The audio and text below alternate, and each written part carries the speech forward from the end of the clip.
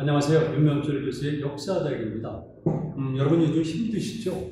이제 코로나 사태도 진정되고 있는데요.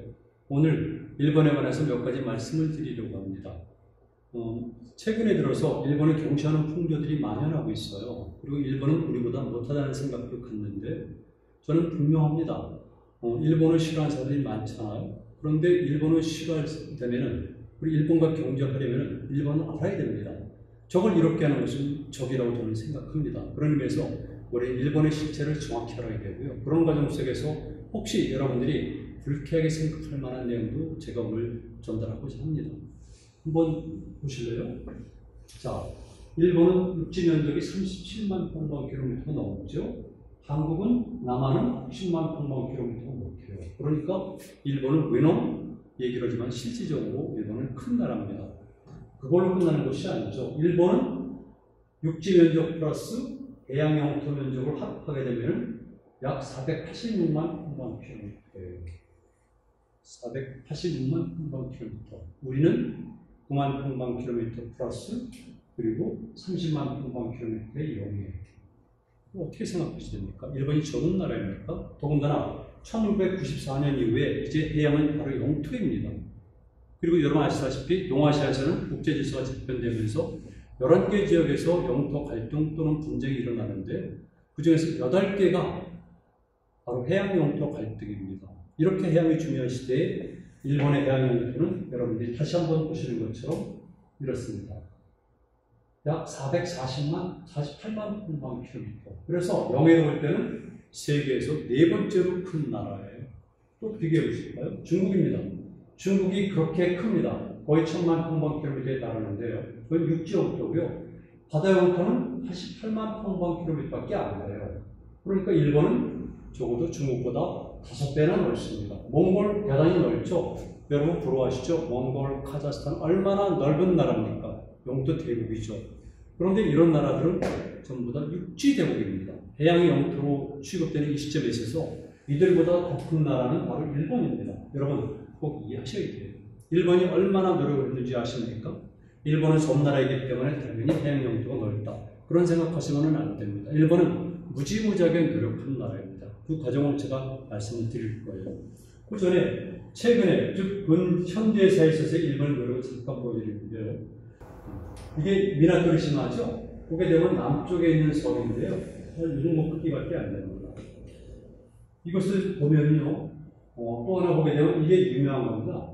오키노 도리시마입니다. 그런데 보시는 것처럼 이 정도의 자그마한 불과 수면이 이때 70cm밖에 안 되거든요.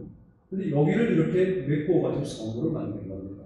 이게 언제부터 그러냐면 1931년도에 이미 영토라고 주장하기 시작해요. 일본은 8개 정도의 방향에서 일본 요트로 주민들이 몰려드는데요. 그 중에 하나는 오가사와라 제도를 통해서 동경몽까지 오는 세력도 있습니다. 오가사와라 제도는 여러분들이 다 아시는 곳이에요. 그 중에 대표적인 섬이 우리나라 사람들이 거의 대부분 한 번씩 가봤죠. 사이판, 괌. 이게 결국은 오스트레일리아까지 연결되는 건데요. 그만큼 일본은 바다를 통해가지고 태평양 전체를 연관되는 겁니다. 이렇게 무서운 나라이기 때문에 일본은 해양 영토에 관심을 기울이고 여러분들이 보신 것처럼 이지는 이렇죠. 익스크루시브, 배타적, 이코노미, 경제, 그리고 존, 수역입니다. 이지 개념을 적용시키니까 일본은 이렇게 어마어마하게 넓은 바다 영토를 가지고 있고 조금 전에 봤던 미나미 도리시마 그리고 오키노 도리시마 이런 섬들까지도 자국의 영토를 만든 겁니다. 실수했습니다. 제가 섬이라고 말씀드렸죠. 섬이 아니에요. 암초도 아닌 겁니다. 불과 산호초에 불과한 건데도 일본은 이렇게 영토로 만들려고 노력을 했던 겁니다. 그런 의미에서 우리는 어떻습니까?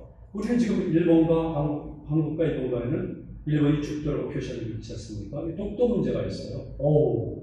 지금 이지 개념에 적용시키니까 일본이 독도를 바로 안에 집어넣는데요. 이게 1998년도에 조인된 한일 신오피어 조약과 연관이 되는 겁니다. 그리고 일본과 중국 간에는 바로 생각구 제도라고 하죠. 중국말로 조도가 있습니다. 이렇게 일본은 그리고 북쪽에서는 바로 북방 4개 도서 그리고 러시아에서는 프릴열도, 남프릴열도 분쟁이라고 하지만 이런 몇 개 지역에서 영토 갈등 분쟁을 일으키면서 영토를 확장하고 있습니다. 우리 생각해 보셔야 됩니다. 이제 오늘 이 강의를 통해서 일본이 얼마나 큰 나라인가, 그리고 일본의 해양력이 얼마나 뛰어났는가, 그리고 일본은 얼마나 노력을 했는가를 아셔야 됩니다. 자, 일본이 얼마나 노력했는가를 제가 구체적으로 살펴보도록 하겠습니다. 우리 임진왜란 나라 때 일본에게 승리했다고 주장들어죠. 저는 그렇게 생각하지 않습니다. 일본이 물러난 것이지 전쟁에서 한국군이, 당시 조선군이 승리한 건 아니죠. 그렇다고 해서 제가 권율 장군이라든가 김시민 장군이라든가 특히 이순신 장군의 업적을 폄하하는 것은 아닙니다. 그러나 우리 실체를 알아야 됩니다. 그렇게 국토가 유린됐고요. 수많은 백성들이 살육당했는데 어떻게 그것을 이긴 전쟁이라고 주장할 수가 있겠습니까? 그런데 또 이런 주장도 합니다. 임진왜란 상대청 가운데서 가장 뛰어난 것은 이순신 장군의 해전이거든요. 정말 연전연승을 했어요. 그러다 보니까 많은 사람들이 이렇게 얘기를 합니다. 조선의 해양활동 능력이 일본보다 뛰어났다. 그래서 말씀드려서 조선의 항해술과 조선술이 뛰어났다고 주장하는데요. 그렇지 않습니다. 어떻게 조선의 항해술과 조선술이 일본보다 뛰어날 수가 있겠습니까? 당시 일본은 이미 아시아 전체를 확장을 하고 있었어요. 일본의 배들 당연하죠. 우리 조선 배들은 못 나갑니다. 조선 배들은 항해할 수가 없습니다. 원형 항해를. 여러분 실체를 아셔야 돼요. 그래서 이순신이라는 천재와 그리고 그의 애국심이 전쟁을 승리로 이끄는 것이지 결코 조선의 해군 능력이 또는 해양활동 능력이 뛰어난 것은 아닙니다. 일본 보세요. 일본은 이미 1549년부터 서구 세력들과 직접 교류를 하게 됩니다. 그래서 많은 사람들이 오게 되면서 이미 임진왜란 이전에도 서양의 무기를 받아들이죠. 혹시 여러분 카스테라 좋아하세요? 카스테라. 카스테라는 어느 나라 음식인 줄 아십니까? 카스테라. 그거 포르투갈 음식이에요, 원래. 음식이 아니라 포르투갈 빵입니다. 빵. 그리고 오뎅 좋아하시죠? 지금 이제 봄이 됐으니까 오뎅을 안 먹지만 겨울에 우리나라 사람들이 얼마나 오뎅을 많이 먹습니까? 어묵이라고 부르잖아요, 오뎅, 춘이라는 뜻이죠. 이거 포르투갈 음식이에요. 그 외에도 많은 음식들이 서양에서 들어오는 겁니다. 그런데 이들은 단순한 것이 아니죠. 제가 한 20년도 더 된 것 같아요. 이렇게 백부를 지나가지고 오이타현에 갔는데요. 그 박물관에 가보니까 1582년에 오이타현에서 소년들을 파견을 해요. 로마로. 이때 4명의 소년이 가서 유럽을 보고 그것이 당시 유럽 신문, 제가 보면 독일 신문이었었는데요. 신문에 난 기사가 있었습니다. 아니, 일본은 이미 이 시기에도 어린 소년들을 유럽에 파견했나? 놀라운 일이죠. 그때 우리는 어땠습니까? 더 놀라운 사실 말씀드릴까요? 1592년에 전쟁이 끝났습니다. 시작해서 그다음 7년 전쟁이 끝났죠. 그런데 1604년에 덕후가 이에야스가 주인장이라고 줍니다. 배들에게. 뭐냐면 붉은 도장이 찍힌 문서인데요. 이것만 갖고 오게 되면 무효할 수가 있어요. 그래서 이 주인장 가진 배들을 주인선이라고 부르는데 이들의 배가 우리가 흔히 알고 있는 일본과 조선 사이, 일본과 중국 사이가 아니라 동남아 바다까지 나가서 무역을 하는 겁니다. 그러다 보니까 여러분들이 보시는 것처럼 베트남 다낭에 가면 후이안이라는 곳이 있는데 후이안 지금 한국 사람들이 무지하게 많이 갑니다. 지금 한국 사람들이 가장 많이 가는 곳이 베트남의 다낭이거든요. 다낭에 가면 당연히 가는 곳이 후이안 마을이에요. 이 마을은 일본인들이 집단 거주지가 있어서요. 우리 관광 가면 볼 수가 있어요. 가서 봤을 때 이것이 일본의 해양 진출 그리고 우리가 어떤 연관이 있는가를 아셔야 되는 거거든요. 그리고 거기서는 일본의 도자기들이 엄청나게 발견이 됐죠. 그리고 또 있습니다. 태국에 가면 아유타야라고 해요. 아유타야. 이게 인도에 있는 아요디아랑 연관이 되는데요. 아유타 왕국이 있습니다. 거기에도 일본인들이 망했었고요. 무사들이 고작 있었습니다. 그리고 이 무사들이 당시 태국의 정적 쿠데타에 참여를 하게 됩니다. 보시다시피 용병으로 많이 참여하거든요. 미얀마, 포르투갈, 에스파냐 이런데 일본의 무사들이 용병으로 참여하는 겁니다. 그러니까 당연히 아유타에서도 똑같이 이런 일이 벌어지고요. 이런 것들을 다룬 영화도 있어서 제가 본 적이 있습니다. 저는 이런 영화를 볼 때마다 뭔가 좀 이상해요. 우리는 당연히 조선 내에서 한 발짝도 못 움직였는데 어떻게 일본은 이런 일이 있을 수 있을까? 그렇지 않아요? 그리고 일본이 왜 그런 것이 여러분들이 생각한 것처럼 그냥 좀도둑 같습니까? 아니에요. 명나라가 쓰러진 이유 중에 하나가 뭡니까? 일본의 매국 때문에 그렇죠. 명나라가 당시 임진왜란 때 구원군 온 이유가 뭡니까? 바로 그것 때문에 그렇죠. 그만큼 일본에는 막강한 전투력과 그다음에 경제력, 좀 무역 집단이거든요. 그런 거 아셔야 돼요. 자, 또 보죠. 이게 당시 사용됐던 배들인데요. 저 일본의 기요미즈 테라에서 찍은 겁니다. 조금 전에 보여드렸죠? 주인선들이 이렇게 일본에서 출발해가지고 대만, 필리핀 우선선, 필리핀, 그리고 보르네오 이렇게 갑니다. 거기가 그 유명한 회화가 아니겠습니까?